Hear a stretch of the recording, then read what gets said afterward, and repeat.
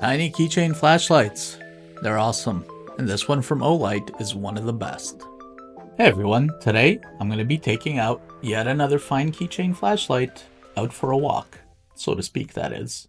This is the Olight Mini 2. As you can see, it's an extremely tiny rechargeable flashlight that's one of Olight's top selling flashlights. So is this little guy worth adding to your everyday carry? And should it replace whatever keychain flashlight you've got going on right now? Let's find out. The Olight iMini 2 is a super compact rechargeable flashlight designed almost purely for your keychain. And it's got a unique activation method, just pulling off its magnetic cap and it turns on instantly. It's no buttons, no twisting, just pull and go.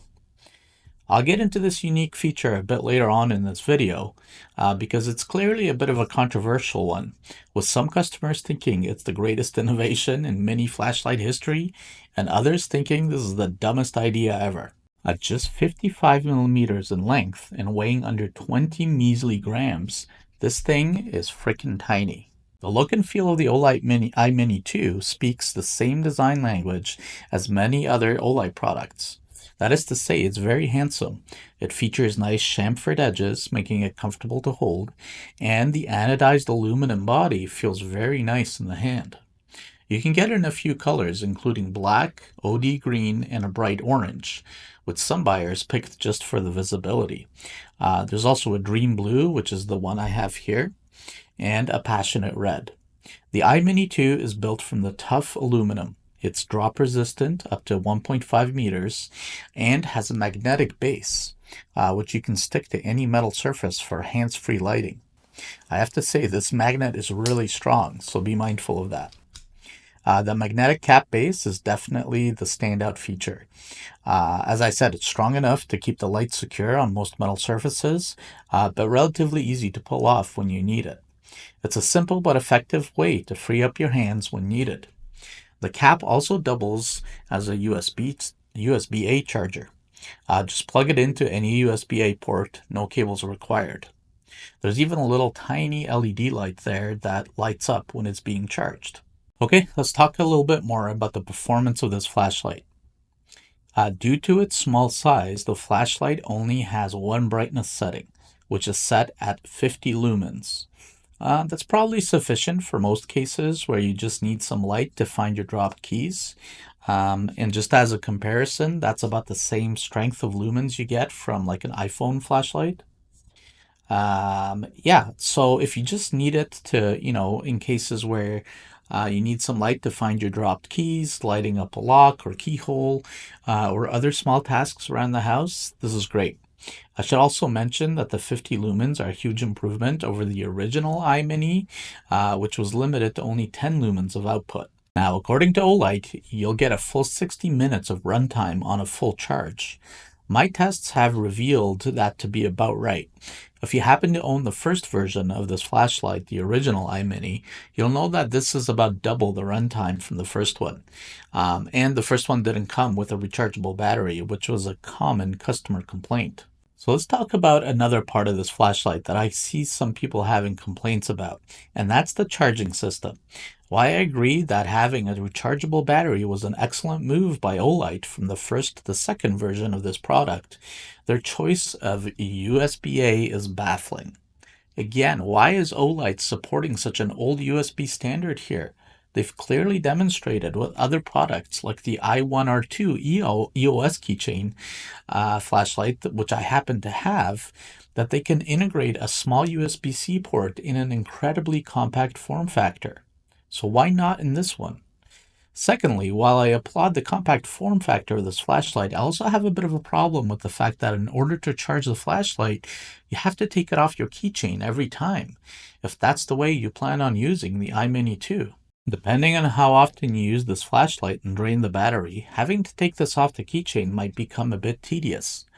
Of course, I recognize that a fairly easy solution to this problem is to put a clip between your keyring and this flashlight, which will let you quickly remove the flashlight for charging when you need to.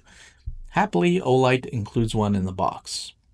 All that said, I'm also appreciative that they added this little rubber gasket so the metal charging contacts don't rub up against the keychain ring or any of your kings in your or any of your keys in your pocket. I should also mention that if you do drain the battery to zero, it will take a bit under an hour to charge it back to full.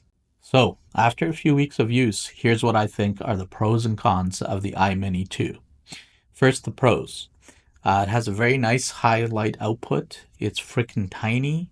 It has great gifting potential, especially for people who aren't flashlight nerds.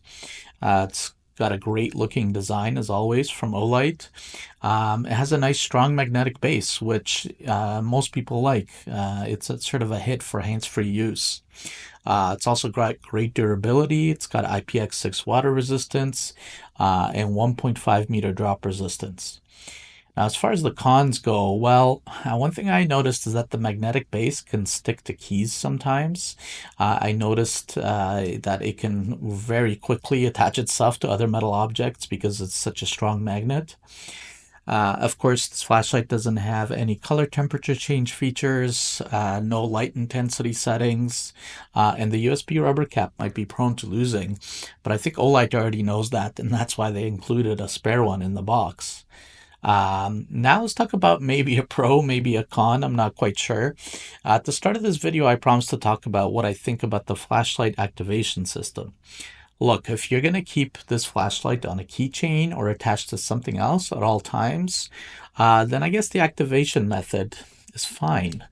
That said, I can still see some use cases where you'd want to have an actual button or some other sort of mechanism to turn it on or off. But the simple act of detaching it to turn it on is definitely going to produce some accidental drops, misplacements where you may not be able to retrieve the flashlight portion of it.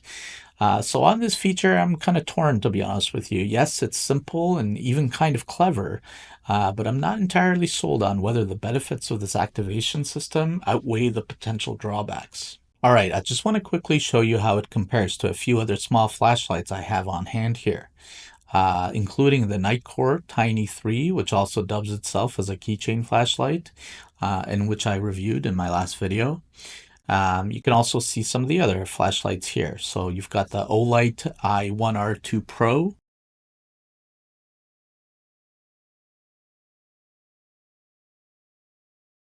and the Olight Baton 3. Compared to the original iMini, the iMini 2 is a big upgrade. It's brighter, lasts longer, and most importantly, it's rechargeable. And if you're wondering about the value, is the Olight iMini 2 worth its relatively low cost? I've seen it retail for as low as $14 on Amazon. I definitely think so. If you're looking for a tiny, reliable light that's always on your keys or attached to your backpack, this is pretty great. It's not meant to replace a full-size flashlight, but as a backup for quick tasks, it's hard to beat the price. For under $20, it's a great addition to any EDC setup. So, what do you think? Would you carry one of these, or do you need more power from your EDC light? Drop your thoughts in the comments below and let me know what flashlight you want to see reviewed next. And if you want to pick up the Olight iMini 2 for yourself, I've left a link in the description. Thanks for watching, and I'll catch you in the next one.